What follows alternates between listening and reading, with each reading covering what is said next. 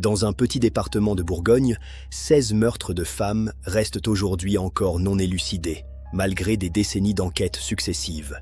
3 noms de tueurs en série condamnés traversent l'histoire criminelle de ce territoire. Émile Louis, Michel Fourniret et Ulrich Münstermann.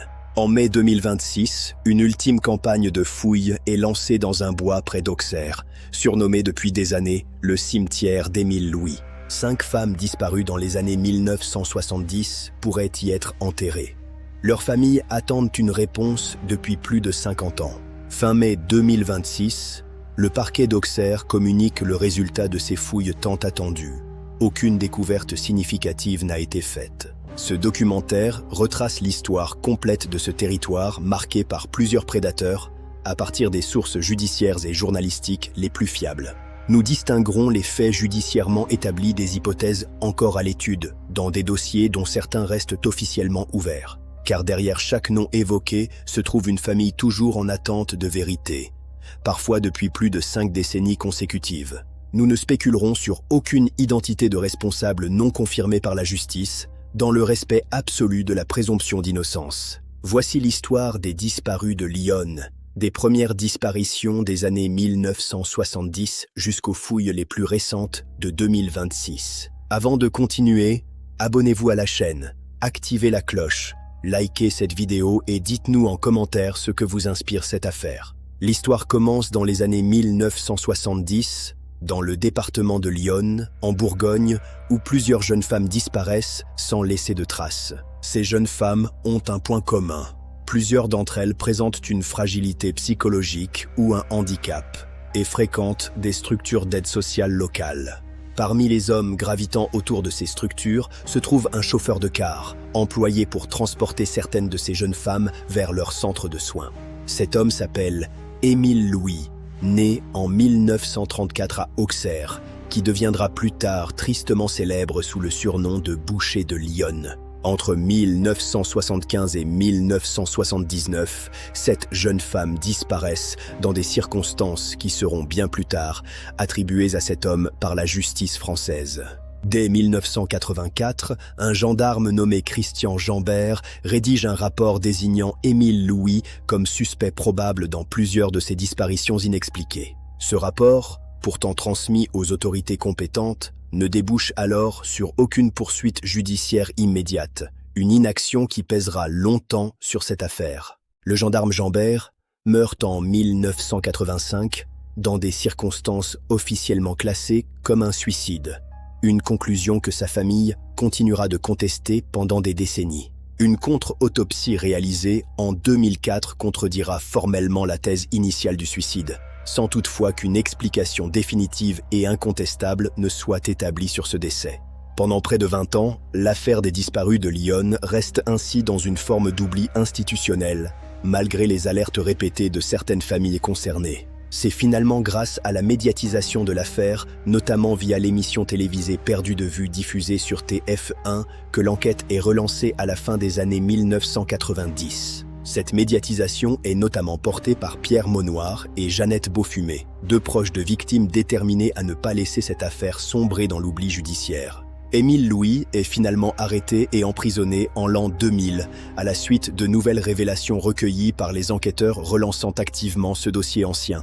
En décembre 2000, il avoue l'assassinat de 7 jeunes femmes disparues dans les années 1970, avant de se rétracter partiellement environ 1 mois plus tard. En mars 2004, Émile Louis est condamné à 20 ans de réclusion criminelle pour ces faits, une peine confirmée en appel la même année devant la cour d'assises.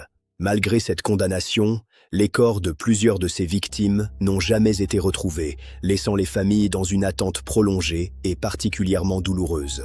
Émile Louis meurt en détention le 20 octobre 2013 à Nancy, sans avoir révélé l'ensemble des informations permettant de localiser précisément l'ensemble de ses victimes. Cette disparition du principal témoin et responsable de ces crimes complique considérablement les recherches ultérieures menées pour tenter de localiser les corps encore manquants. C'est dans ce contexte que le bois de Rouvray, près d'Auxerre, devient progressivement connu sous le surnom médiatique de cimetière d'Émile Louis. Le bois de Rouvray, situé à environ 15 à 20 km au nord d'Auxerre, est identifié dès les années 2000 comme le lieu probable d'inhumation de plusieurs victimes. Cette identification repose notamment sur les déclarations partielles d'Émile Louis lui-même, ainsi que sur des éléments matériels retrouvés au fil des différentes campagnes de fouilles. Dès les premières recherches menées dans ce bois, plusieurs objets datant des années 1970 sont retrouvés, notamment des vêtements féminins et des chaussures d'époque. Ces découvertes matérielles, bien que significatives, ne permettent pas à elles seules de localiser précisément les dépouilles des victimes encore manquantes à ce jour. 5 femmes demeurent aujourd'hui introuvables. Christine, Chantal, Françoise, Bernadette et Martine, dont les prénoms reviennent régulièrement dans la couverture médiatique de cette affaire. Françoise Lemoine disparaît en premier, suivie l'année suivante par sa propre sœur, Bernadette, dans des circonstances d'une tristesse particulièrement marquante pour cette même famille. Émile Louis sera reconnu coupable de la mort de Bernadette lors de son procès de 2004, bien que son corps, comme celui de plusieurs autres victimes, n'ait jamais été retrouvé. Au fil des années, plusieurs campagnes de fouilles se succèdent dans le bois de Rouvray, avec des moyens techniques progressivement plus sophistiqués que ceux disponibles initialement. Une campagne de fouilles majeure, prévue pour se dérouler au printemps, est brutalement interrompue après la mort accidentelle d'un gendarme, heurté par un engin de chantier sur le site. Ce drame supplémentaire, survenu sur le lieu même de ses recherches, illustre la difficulté et les risques associés à ce type d'opération archéologique judiciaire menée sur un terrain complexe. En mémoire de ce gendarme décédé, une forte volonté est exprimée par les autorités locales de mener à bien ces recherches, selon les déclarations rapportées par l'avocat des familles. Maître Didier Seban, avocat représentant les parties civiles dans ce dossier depuis de nombreuses années, qualifie cette reprise des fouilles de très bonne nouvelle pour les familles concernées. Cette déclaration, prudente mais significative, illustre la persistance d'interrogations légitimes concernant l'ampleur réelle des crimes commis par cet individu au sein de ce même territoire. Il rappelle également la nécessité d'une vigilance et d'une détermination continue pour tenter d'apporter, autant que possible, des réponses aux familles de l'ensemble de ces victimes non identifiées. Les avocats spécialisés dans ce type de dossier, comme Maître Didier Seban ou Maître Corinne Herman, jouent un rôle d'intermédiaire essentiel entre ces familles et les institutions judiciaires concernées. Leur travail, souvent mené sur des périodes extrêmement longues, illustre un engagement professionnel particulier, nécessaire pour accompagner des familles à travers des décennies d'incertitudes persistantes. L'affaire des disparus de Lyon a également eu des conséquences institutionnelles plus larges, au-delà du seul cadre judiciaire spécifique à ce département de Bourgogne. Le rapport initial du gendarme Christian Jambert, rédigé dès 1984 mais resté sans suite immédiate, illustre les défaillances institutionnelles ayant pu retarder considérablement la résolution de cette affaire. Cette défaillance, aujourd'hui largement documentée et reconnue, a nourri une réflexion plus large sur la nécessité de mieux prendre en compte les signalements précoces dans ce type d'enquête criminelle. Elle a également contribué à sensibiliser l'opinion publique française à l'importance du journalisme d'investigation, notamment à travers la médiatisation ayant permis la relance de cette enquête dans les années 1990. Cette médiatisation, incarnée notamment par l'émission Perdu de vue, illustre le rôle parfois déterminant joué par les médias dans la mobilisation de l'attention publique sur des affaires judiciairement négligées. Elle rappelle également les limites potentielles d'un système judiciaire parfois insuffisamment réactif face à des signalements précoces, particulièrement lorsque les victimes appartiennent à des groupes sociaux vulnérables. La création progressive, en France, de structures spécialisées dans les affaires non résolues, comme le pôle national dédié aux crimes sériels ou non élucidés créé en 2022, s'inscrit dans cette même dynamique. Cette évolution institutionnelle récente, bien que postérieure aux faits initiaux de l'affaire de Lyon, témoigne d'une prise de conscience progressive de la nécessité de traiter différemment ce type de dossier ancien. Elle pourrait, à terme, bénéficier également à certains des dossiers encore non élucidés dans Lyon, notamment ceux potentiellement liés à Michel Fourniret ou à Ulrich Münstermann. Cette perspective, encore incertaine, illustre néanmoins l'évolution positive des méthodes et des institutions françaises dédiées à la résolution de ce type d'affaires criminelles particulièrement complexes. Elle rappelle également l'importance des avancées scientifiques, notamment en matière d'analyse génétique, pour espérer résoudre, même tardivement, certains de ces dossiers encore aujourd'hui non élucidés. Ces avancées technologiques, déjà mobilisées lors des campagnes de fouilles de 2026 dans le bois de Rouvray, continueront probablement de jouer un rôle central dans les recherches futures menées sur ce territoire. Elles offrent un espoir mesuré, mais réel, pour les familles encore en attente de réponse, sans toutefois garantir une résolution certaine de l'ensemble des dossiers actuellement encore ouverts dans ce département. Cette affaire illustre enfin l'importance cruciale de la mémoire collective et institutionnelle pour éviter que des dossiers aussi graves ne retombent dans l'oubli, comme cela a pu être le cas dans les années 1980. Cette mémoire, entretenue notamment par les familles, les avocats spécialisés et les médias locaux et nationaux, constitue un rempart essentiel contre la répétition de défaillances institutionnelles similaires à l'avenir. Elle rappelle également la responsabilité collective de la société dans son ensemble face à des affaires touchant particulièrement des femmes vulnérables, parfois insuffisamment protégées par les institutions de leur époque. Cette responsabilité collective, au-delà du seul cadre judiciaire, invite à une réflexion continue sur les mécanismes de protection et de vigilance nécessaires pour prévenir ce type d'ordre de drame à l'avenir. Elle s'inscrit dans un mouvement plus large de reconnaissance sociétale des violences faites aux femmes, particulièrement celles en situation de vulnérabilité sociale ou psychologique, comme plusieurs victimes de cette affaire. Cette reconnaissance, encore en construction dans de nombreuses sociétés contemporaines, constitue l'un des héritages les plus importants, bien qu'indirect, de cette affaire tragique des disparus de Lyon. Elle rappelle que derrière chaque statistique judiciaire se trouvent des histoires humaines individuelles, méritant chacune une attention et un respect particulier de la part de la société dans son ensemble. Au moment de la réalisation de ce documentaire, l'état de ces différents dossiers peut être résumé avec la précision et la rigueur nécessaires à ce type de sujet sensible. Concernant Émile Louis, condamné définitivement en 2004, décédé en 2013, 5 de ses victimes demeurent aujourd'hui encore introuvables malgré les campagnes de fouilles menées jusqu'en 2026. La campagne de fouilles de mai 2026 dans le bois de Rouvray, malgré des moyens considérables déployés, n'a pas permis de localiser les corps des 5 femmes toujours activement recherchées. Selon le parquet d'Auxerre, cette campagne constitue l'ultime effort de fouille physique sur ce site spécifique, sans que cela ne ferme nécessairement toute possibilité de recherche future ailleurs. Concernant Michel Fourniret, ses liens avec le département de l'Yonne continuent de faire l'objet d'un examen attentif, notamment à travers des productions documentaires ayant contribué à l'enquête. Concernant Ulrich Münstermann, des interrogations légitimes persistent quant à d'éventuels autres crimes non formellement établis sans qu'aucune nouvelle charge n'ait été confirmée à ce jour contre cet individu. Concernant l'ensemble des 16 meurtres de femmes non élucidés recensés dans ce département, la majorité reste aujourd'hui sans coupable, formellement identifiée par la justice française. Cette situation, bien que difficile à accepter pour les familles concernées, reflète la réalité complexe de la résolution des cold cases, particulièrement ceux remontant à plusieurs décennies. Cet espoir, partagé par les avocats des familles et certains enquêteurs spécialisés, reste toutefois soumis aux aléas inhérents à ce type de recherche, sans garantie de résultats à court ou moyen terme.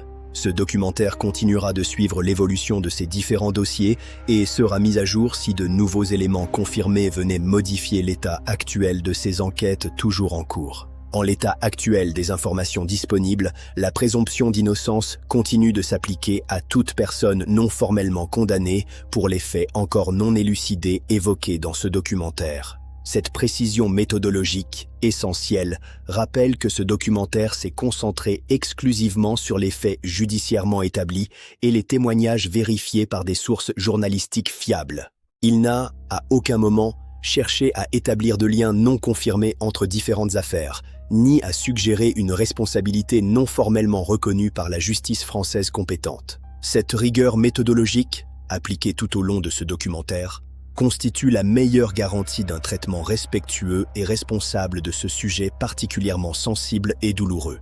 Elle honore également la mémoire des victimes évoquées, ainsi que la dignité de leurs familles, toujours en attente de réponses après parfois plus de 50 années d'incertitude. L'affaire des disparus de Lyon restera probablement, pour les années à venir, un cas d'étude majeur concernant la résolution des affaires criminelles anciennes en France. Elle illustre à la fois les limites persistantes de la justice face au temps qui passe et la détermination continue des familles et des institutions à ne jamais totalement abandonner la recherche de vérité. En mémoire de ce gendarme décédé, une forte volonté est exprimée par les autorités locales de mener à bien ces recherches, selon les déclarations rapportées par l'avocat des familles. Maître Didier Seban, avocat représentant les parties civiles dans ce dossier depuis de nombreuses années, qualifie cette reprise des fouilles de très bonne nouvelle pour les familles concernées. Cette déclaration, prudente mais significative, illustre la persistance d'interrogations légitimes concernant l'ampleur réelle des crimes commis par cet individu au sein de ce même territoire. Il rappelle également la nécessité d'une vigilance et d'une détermination continue pour tenter d'apporter, autant que possible, des réponses aux familles de l'ensemble de ces victimes non identifiées. Les avocats spécialisés dans ce type de dossier, comme Maître Didier Seban ou Maître Corinne Herman, jouent un rôle d'intermédiaire essentiel entre ces familles et les institutions judiciaires concernées. Leur travail, souvent mené sur des périodes extrêmement longues, illustre un engagement professionnel particulier, nécessaire pour accompagner des familles à travers des décennies d'incertitudes persistantes.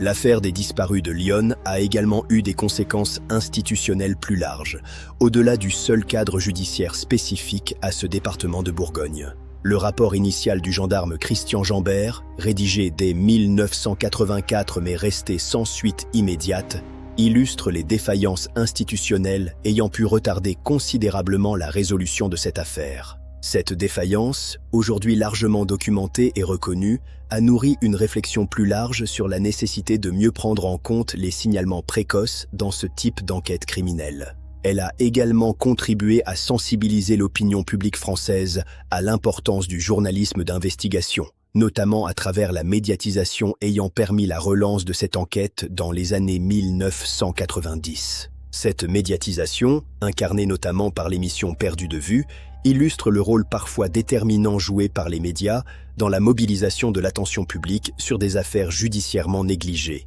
Elle rappelle également les limites potentielles d'un système judiciaire parfois insuffisamment réactif face à des signalements précoces, particulièrement lorsque les victimes appartiennent à des groupes sociaux vulnérables. La création progressive, en France, de structures spécialisées dans les affaires non résolues, comme le pôle national dédié aux crimes sériels ou non élucidés créé en 2022, s'inscrit dans cette même dynamique. Cette évolution institutionnelle récente, bien que postérieure aux faits initiaux de l'affaire de Lyon, témoigne d'une prise de conscience progressive de la nécessité de traiter différemment ce type de dossier ancien. Elle pourrait, à terme, bénéficier également à certains des dossiers encore non élucidés dans Lyon, notamment ceux potentiellement liés à Michel Fourniret ou à Ulrich Münstermann. Cette perspective, encore incertaine, illustre néanmoins l'évolution positive des méthodes et des institutions françaises dédiées à la résolution de ce type d'affaires criminelles particulièrement complexes. Elle rappelle également l'importance des avancées scientifiques, notamment en matière d'analyse génétique, pour espérer résoudre, même tardivement, certains de ces dossiers encore aujourd'hui non élucidés. Ces avancées technologiques, déjà mobilisées lors des campagnes de fouilles de 2026 dans le bois de Rouvray, continueront probablement de jouer un rôle central dans les recherches futures menées sur ce territoire. Elles offrent un espoir mesuré, mais réel, pour les familles encore en attente de réponses, sans toutefois garantir une résolution certaine de l'ensemble des dossiers actuellement encore ouverts dans ce département. Cette affaire illustre enfin l'importance cruciale de la mémoire collective et institutionnelle pour éviter que des dossiers aussi graves ne retombent dans l'oubli, comme cela a pu être le cas dans les années 1980. Cette mémoire, entretenue notamment par les familles, les avocats spécialisés et les médias locaux et nationaux, constitue un rempart essentiel contre la répétition de défaillances institutionnelles similaires à l'avenir. Elle rappelle également la responsabilité collective de la société dans son ensemble face à des affaires touchant particulièrement des femmes vulnérables, parfois insuffisamment protégées par les institutions de leur époque. Cette responsabilité collective, au-delà du seul cadre judiciaire, invite à une réflexion continue sur les mécanismes de protection et de vigilance nécessaires pour prévenir ce type d'ordre de drame à l'avenir. Elle s'inscrit dans un mouvement plus large de reconnaissance sociétale des violences faites aux femmes, particulièrement celles en situation de vulnérabilité sociale ou psychologique, comme plusieurs victimes de cette affaire. Cette reconnaissance, encore en construction dans de nombreuses sociétés contemporaines, constitue l'un des héritages les plus importants, bien qu'indirects, de cette affaire tragique des disparus de Lyon. Elle rappelle que derrière chaque statistique judiciaire se trouvent des histoires humaines individuelles, méritant chacune une attention et un respect particulier de la part de la société dans son ensemble. Au moment de la réalisation de ce documentaire, l'état de ces différents dossiers peut être résumé avec la précision et la rigueur nécessaires à ce type de sujet sensible. Concernant Émile Louis, condamné définitivement en 2004, décédé en 2013, 5 de ses victimes demeurent aujourd'hui encore introuvables malgré les campagnes de fouilles menées jusqu'en 2026. La campagne de fouilles de mai 2026 dans le bois de Rouvray, malgré des moyens considérables déployés, n'a pas permis de localiser les corps des 5 femmes toujours activement recherchées. Selon le parquet d'Auxerre, cette campagne constitue l'ultime effort de fouilles physiques sur ce site spécifique, sans que cela ne ferme nécessairement toute possibilité de recherche future ailleurs. Concernant Michel Fourniret, ses liens avec le département de Lyon continuent de faire l'objet d'un examen attentif, notamment à travers des productions documentaires ayant contribué à l'enquête. Concernant Ulrich Münstermann, des interrogations légitimes persistent quant à d'éventuels autres crimes non formellement établis, sans qu'aucune nouvelle charge n'ait été confirmée à ce jour contre cet individu. Concernant l'ensemble des 16 meurtres de femmes non élucidés recensés dans ce département, la majorité reste aujourd'hui sans coupable, formellement identifiée par la justice française. Cette situation, bien que difficile à accepter pour les familles concernées, reflète la réalité complexe de la résolution des cold cases, particulièrement ceux remontant à plusieurs décennies. Cet espoir, partagé par les avocats des familles et certains enquêteurs spécialisés, reste toutefois soumis aux aléas inhérents à ce type de recherche, sans garantie de résultats à court ou moyen terme. Ce documentaire continuera de suivre l'évolution de ces différents dossiers et sera mis à jour si de nouveaux éléments confirmés venaient modifier l'état actuel de ces enquêtes toujours en cours. En l'état actuel des informations disponibles, la présomption d'innocence continue de s'appliquer à toute personne non formellement condamnée pour les faits encore non élucidés évoqués dans ce documentaire. Cette précision méthodologique, essentielle, rappelle que ce documentaire s'est concentré exclusivement sur les faits judiciairement établis et les témoignages vérifiés par des sources journalistiques fiables. Il n'a, à aucun moment, cherché à établir de liens non confirmés entre différentes affaires, ni à suggérer une responsabilité non formellement reconnue par la justice française compétente. Cette rigueur méthodologique, appliquée tout au long de ce documentaire, constitue la meilleure garantie d'un traitement respectueux et responsable de ce sujet particulièrement sensible et douloureux. Elle honore également la mémoire des victimes évoquées, ainsi que la dignité de leurs familles, toujours en attente de réponses après parfois plus de 50 années d'incertitude. L'affaire des disparus de Lyon restera probablement, pour les années à venir, un cas d'étude majeur concernant la résolution des affaires criminelles anciennes en France. Elle illustre à la fois les limites persistantes de la justice face au temps qui passe et la détermination continue des familles et des institutions à ne jamais totalement abandonner la recherche de vérité. Merci d'avoir suivi ce documentaire jusqu'au bout.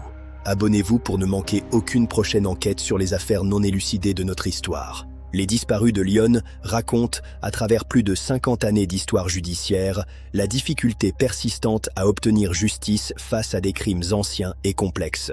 Émile Louis, Michel Fourniret et Ulrich Münstermann ont chacun, à leur manière, marqué durablement l'histoire criminelle de ce département de Bourgogne, laissant derrière eux des dossiers encore partiellement ouverts. La campagne de fouilles de mai 2026, malgré son issue infructueuse annoncée en juin, témoigne de la détermination continue des autorités françaises à tenter de résoudre ces affaires anciennes.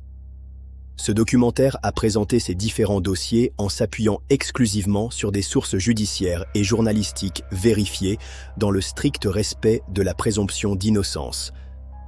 Il a également mis en lumière le rôle essentiel joué par les familles des victimes, sans lesquelles plusieurs de ces affaires seraient probablement restées dans un oubli institutionnel prolongé. 16 meurtres de femmes demeurent aujourd'hui non élucidés dans ce seul département. Un chiffre qui rappelle l'ampleur du défi encore à relever pour la justice française. Cette affaire illustre, avec une force particulière, l'importance de ne jamais abandonner la recherche de vérité, même face à des obstacles techniques et temporels considérables.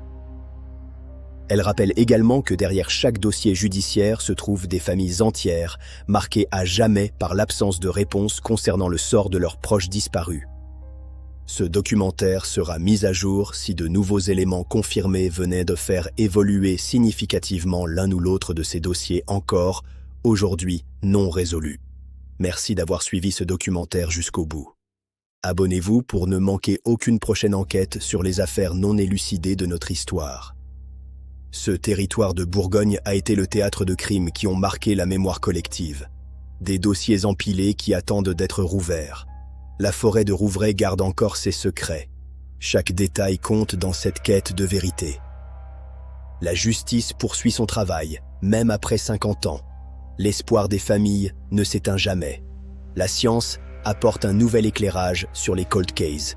Le travail des avocats est crucial pour maintenir la pression. Le chemin vers la vérité est long et sinueux.